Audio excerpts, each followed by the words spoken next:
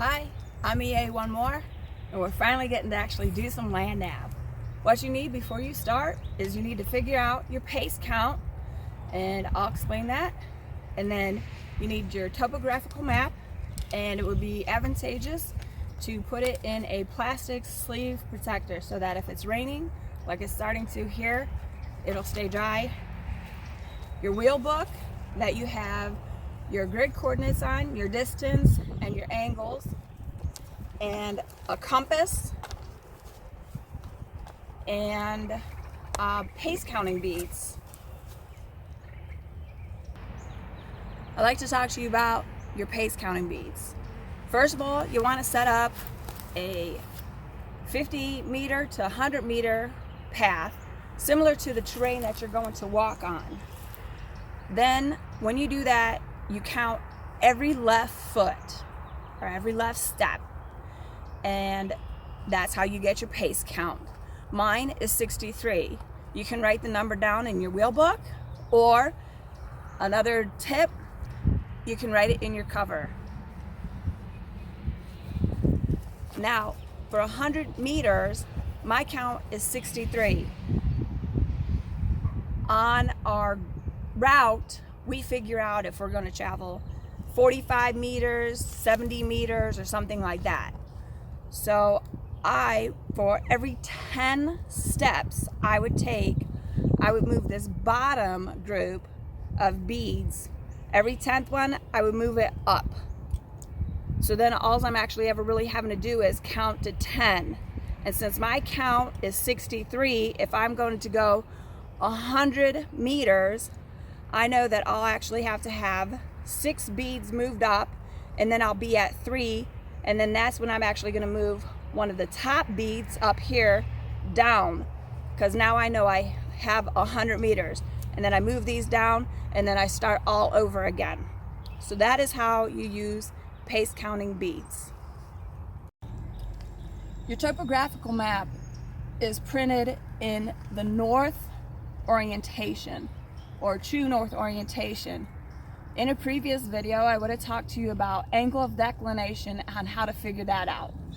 Your map will have a true north, it will have your magnetic declination or your angle of declination, it will have your scale, you'll have colors on here. Your colors of brown are going to indicate your contour lines.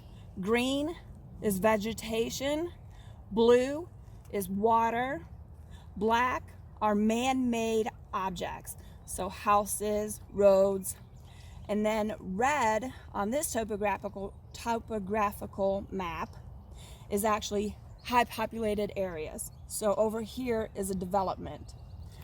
Now when you get out into the field, you're going to actually want to orient your map. So what you do is you have your north arrow, and then you take your compass,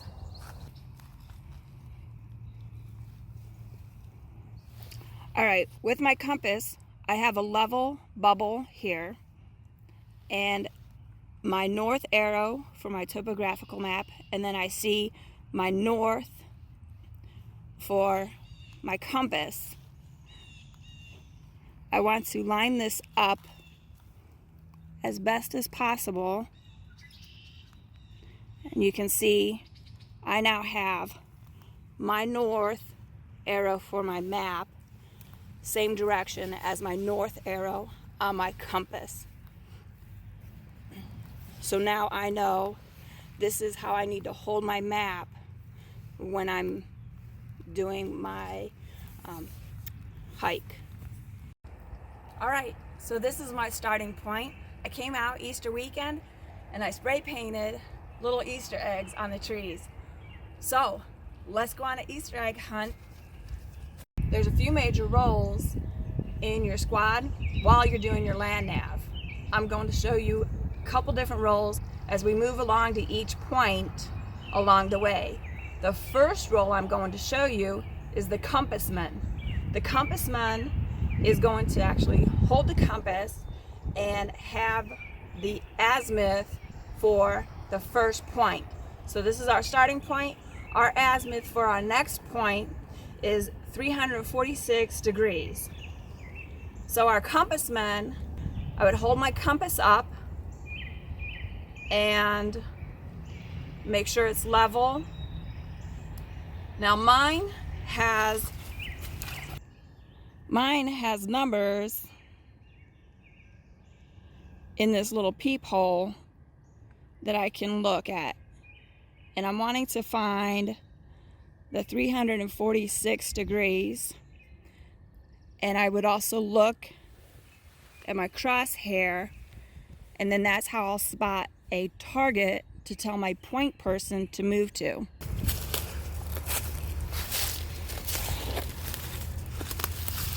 All right, we found our second point. Next role I'm going to show you is our point person.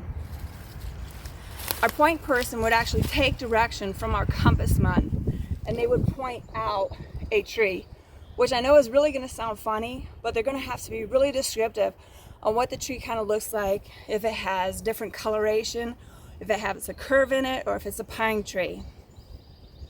So our next point is 20 degrees north, and it's 56 meters. Stand in front of my point. Now with the lensatic compass, you could actually use a method with the thumb ring and hold it to your cheek, and you'd be able to read your degrees this way as you're looking through your target. Mine is a little different, so I'm utilizing it a little differently. All right, I'm at 20 degrees. Now to my point person, I call them over.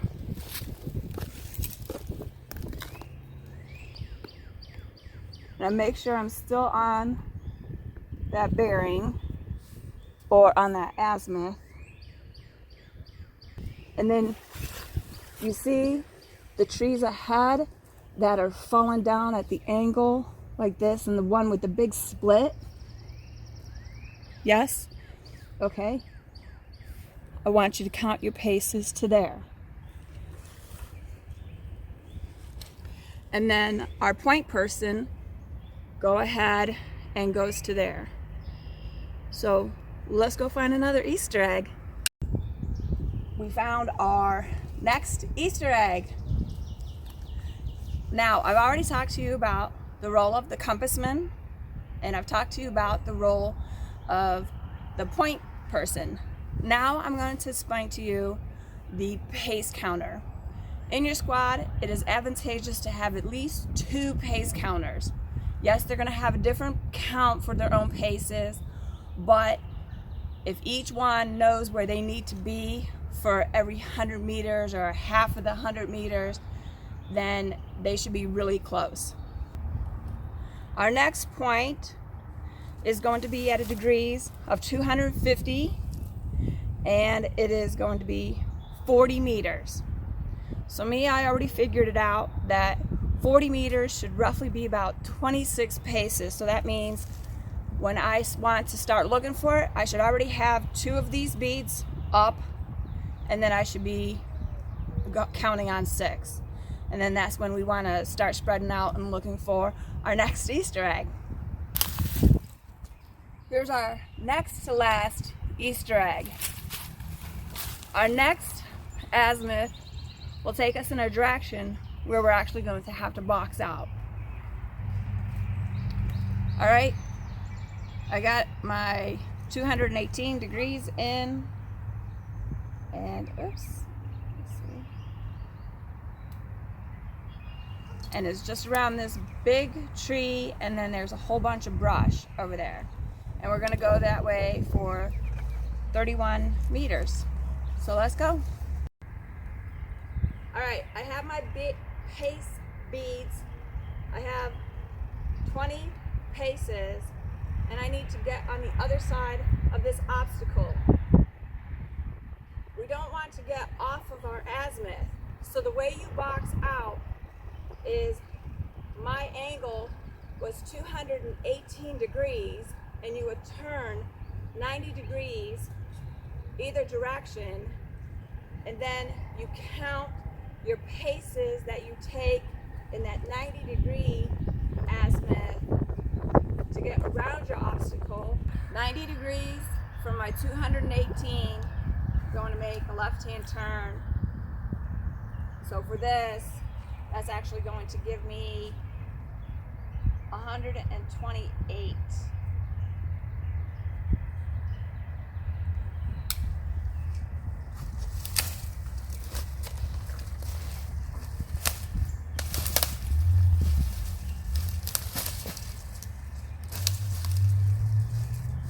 I took 4 steps to go around. Now I need to turn back to my azimuth of 218.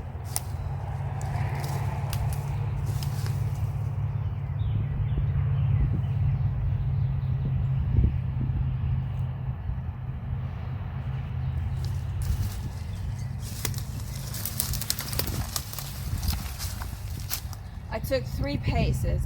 I add that 3 paces to this. So now I'm at 23 paces. Now I need to make a 90 degree the opposite direction.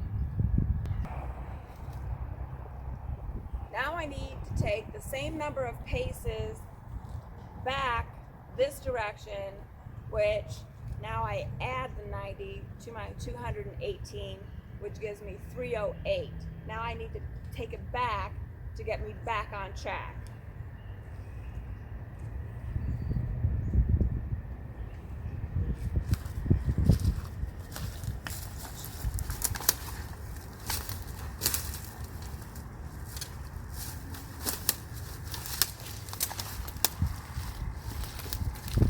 Now that I came back and I boxed around this, now I find my regular 218 azimuth.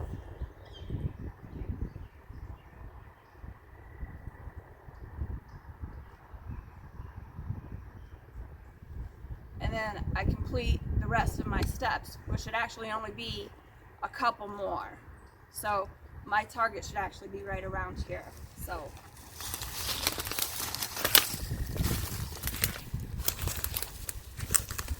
I am at 25 paces and here I am. I found my Easter egg. So boxing around an obstacle, you still need to make sure that you keep your azimuth, and when you have to go around the obstacle, you can write in your wheel book the paces that you take to the left at the 90 degree, and then when you come up back on the azimuth, you count those in your pace, and then when you finally get around the entire obstacle, you put 90 in the opposite direction.